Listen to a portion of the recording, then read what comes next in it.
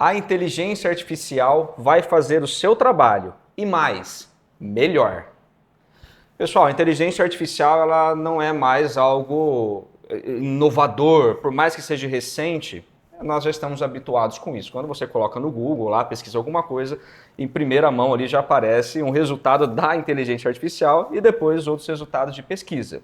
E nós precisamos entender como isso está afetando ou afetará o mercado de trabalho, positivamente ou negativamente. E para tratar desse assunto, eu trouxe aqui hoje para conversar com a gente Camila Cavazana, arquiteta do escritório Camila Cavazana Arquitetura.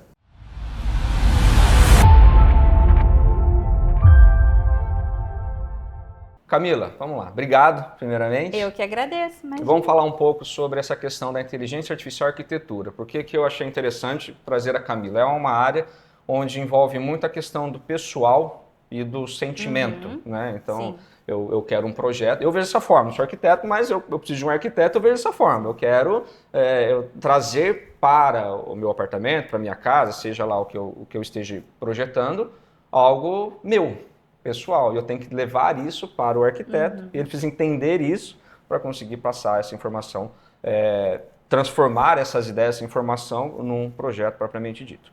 E temos a inteligência artificial, que ela exclui essa pessoa, arquiteta, esse profissional. Como que você vê hoje essa inteligência artificial no meio da arquitetura? Ela já existe, né? E se ela já existe, o que de bom já está sendo visto dessa inteligência artificial? Certo. Bom, o que eu vejo sobre a inteligência artificial? Eu usaria ela e uso ela como uma ferramenta para potencializar os meus projetos. Não somente ela, mas como uma ferramenta. O que eu quero dizer com isso? Realidade de materiais, de funcionalidade, deixar o meu cliente mais seguro do que ele vai executar. Então, trazer isso a favor, não simplesmente falar para o programa que eu quero isso e ele montar. Porque justamente isso que você falou, o personalizado, o saber o que você precisa, o sentimento. Então, tudo isso está relacionado num estudo de projeto. Isso não quer dizer que o programa vai traduzir isso, ele vai ser uma coisa mais matemática, vamos dizer, né? Então, eu uso ele no meu escritório hoje como forma de potencializar o resultado do projeto. E, assim, é fantástico, porque você praticamente é uma foto e o render, né? Você consegue, nem sabe qual que é a foto, qual que é o render. Então, eu uso disso para trazer mais realidade para o meu cliente, para ele se sentir mais seguro. Então, não só existe já, como você já usa isso hoje na prática, para trazer uma proposta diferente para o cliente. No meu escritório a gente tem tanta parte de detalhamento, mas a gente faz a parte de renderização. O meu projeto começa no papel, né? Eu desenvolvo o projeto no papel e a minha equipe depois faz as imagens, né? Então, nesse recurso que a gente usa, para trazer mais realidade para o projeto. E o cliente vê a diferença? Assim, não que o cliente ele vai batendo o olho e saber o que é. Isso aqui é inteligência artificial, isso aqui não, isso aqui foi sem inteligência, mas na sua percepção de resposta do cliente quando ele vê um material. Sim, ele vê um material praticamente realidade ali, ele se encanta, né? Então, aí você tem que começar a usar coisas que existem, móveis que existem, luminárias que existem, porque você vai trazer essa realidade para ele, né? Então, isso encanta no cliente. Tem cliente que só entende o projeto pelas imagens. Então, quanto mais real eu trazer, melhor vai ser o resultado. Certo. E aí você falou que ela é usada em determinados processos, mais em determinados processos. Quando eu utilizo a inteligência artificial em um processo específico, diminui o tempo de produção? Sim.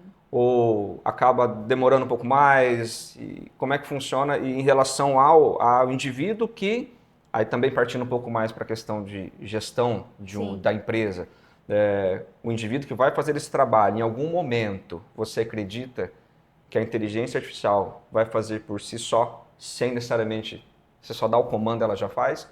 Ou o profissional, ele vai sempre precisar do profissional? Não, eu acredito que ainda eu preciso do profissional. Eu acho que vai capacitar mais ainda o profissional que trabalha com isso, né? Por exemplo, programas de pesquisas, até os nossos próprios programas de detalhamento, plataforma BIM, que a gente usa muito, que já compatibiliza um projeto arquitetônico com um projeto estrutural, com um projeto elétrico, com interiores. Então, essa tecnologia, isso vem muito a favor para nós, para o ganho de tempo, que é a nossa preciosidade, né? Para mim, o tempo hoje é fundamental. Então, eu utilizo dessas ferramentas para dar mais qualidade, dar mais segurança e também eu ganhar mais o tempo para eu poder produzir mais. Vou não gerar um desconforto, mas talvez exagere um desconforto. Diga. Se eu tenho um profissional para fazer determinado serviço, trabalho, e eu consigo reduzir o tempo de execução desse trabalho, consequentemente, eu preciso de menos pessoas para produzir mais. Certo? Certo. Pela lógica. Certo. E isso pode ser um problema para o profissional ou não? Ou ele pode, ao contrário, se adaptar mais, entender mais o que é a inteligência e aumentar o seu leque para o mercado, por exemplo, de conhecimento? Eu iria para a segunda opção, né? Se por acaso eu fosse um funcionário, eu iria me capacitar muito mais para estar andando junto com a tecnologia, para eu poder evoluir mais, não simplesmente deixar a tecnologia tomar conta e não ter mais a função, né? Até eu capacito a minha equipe para isso. Então, vamos colocar um programa novo que a gente está implantando no escritório hoje, então todo mundo vai aprender, vai estudar para estar andando junto com isso, porque eu sei que lá na frente já não vai mais estar usando o que eu usava antes, né? Então, tem que capacitar todo mundo. Então, eu vou para a segunda opção. Eu acho que todo mundo precisa entender, funcionários, empresários, toda a tecnologia, ela vem, ela supre alguma necessidade e acaba excluindo outras questões. Então, quando você pega os últimos, 30 anos, 40 anos, houve mudanças muito significativas. Sim. Hoje você, por exemplo, você só encontra uma máquina de escrever no museu. Você não tem mais. E quantas pessoas precisavam para digitalizar cartas, porque era muito tempo. Sim. Hoje, com a inteligência artificial, você nem digita mais, você coloca os comandos corretos ali, ela já escreve a carta para você. Porém, essas pessoas que elas não se atualizaram, elas de fato ficaram para trás. Com certeza. Mas as que se atualizaram, elas evoluíram. Então, a gente percebeu muito isso quando entrou o 5G, quando começou o 5G. Algumas indústrias e empresas, elas começaram, devido à velocidade de tecnologia, de comunicação entre as máquinas, dispensaram muitos funcionários, né, e colocaram tudo robôs, porque os robôs eles conseguiam fazer todo esse processo. Aí você coloca a culpa em quem? No profissional, no empresário ou no 5G? Não que de fato exista um culpado, mas talvez um atraso.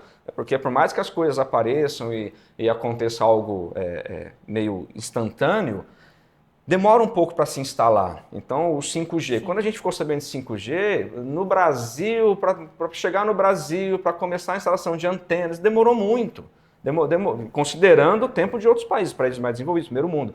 Então, e o que nós fizemos nesse tempo todo? Nós já sabíamos que essa nova tecnologia ia tomar posições de emprego. Então, as pessoas acabaram não se desenvolvendo ou não entendendo o 5G, não buscando entender também, achando que nada ia dar certo. E aconteceu o que aconteceu, muitos desempregos por causa disso. Porém, empresas relacionadas à TI, enfim, a desenvolvimento de máquinas e robôs, também teve o seu up, vamos dizer assim. Por que esses funcionários não se desenvolveram para trabalhar nessas empresas com a tecnologia? Então, tem essa questão.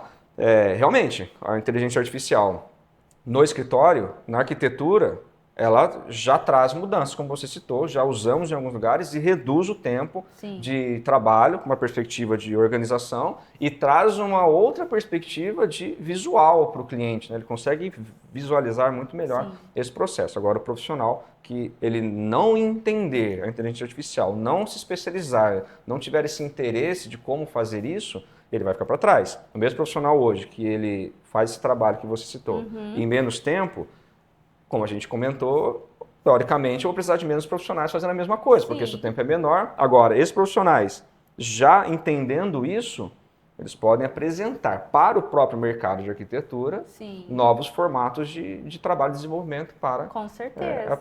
De se desenvolver todo o mercado, não só o profissional, como todo o mercado, ideias novas, né? Ideias novas. E aí vão surgindo, porque a comunidade vai vendo mais interesse, coisas novas, né? O povo gosta de coisa nova, né? Então, deixa eu, uma tecnologia diferente aqui na arquitetura, tal, deixa eu ver como é que funciona isso. Tá, coisas boas. Agora, na sua perspectiva, existe, se não existe, ótimo, mas existe algum receio da inteligência artificial, de um receio dela impactar na área, na sua área como um todo, não especificamente no teu escritório, mas como uma questão de arquitetura mesmo, de que ela possa trazer talvez alguns problemas ou não benefícios, mas os malefícios para essa área?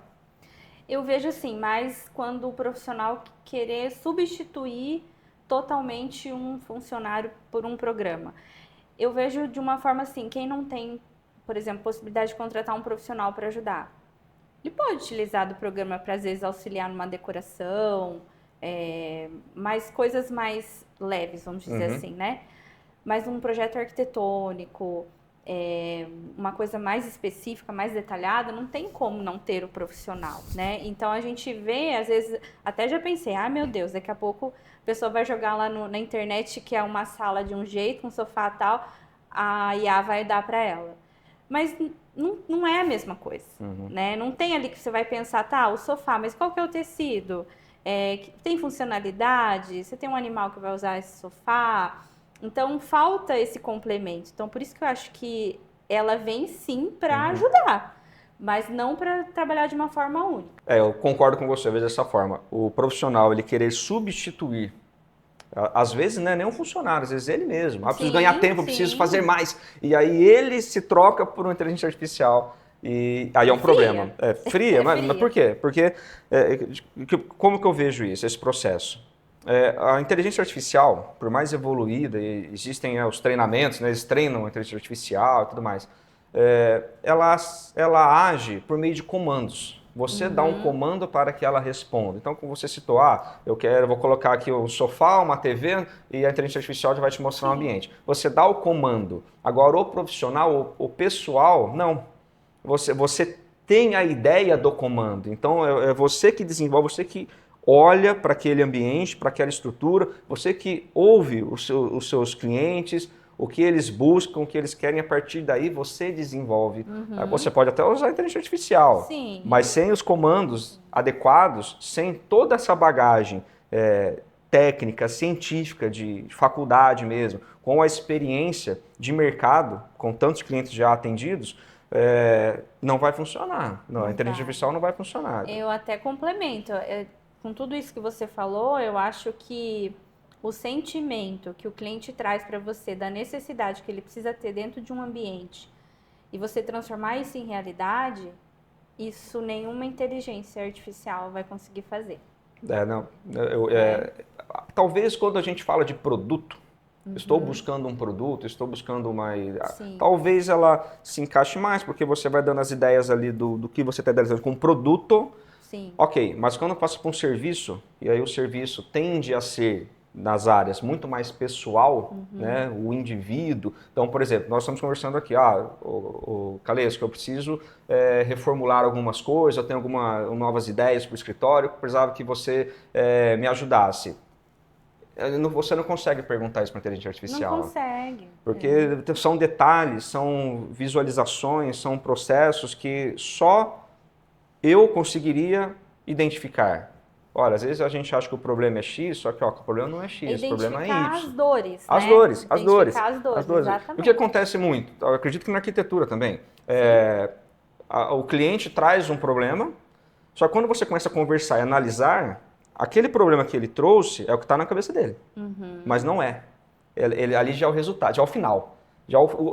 É a consequência do problema real que foi identificado. Então, quando vem... Isso é uma coisa que a inteligência artificial ela não vai entender. Por mais que você dê os comandos, ela vai trazer a resposta dos comandos. Mas entender essa questão de desenvolvimento, toda essa bagagem que existe profissional e pessoal que vai trazer essas ideias, não funciona.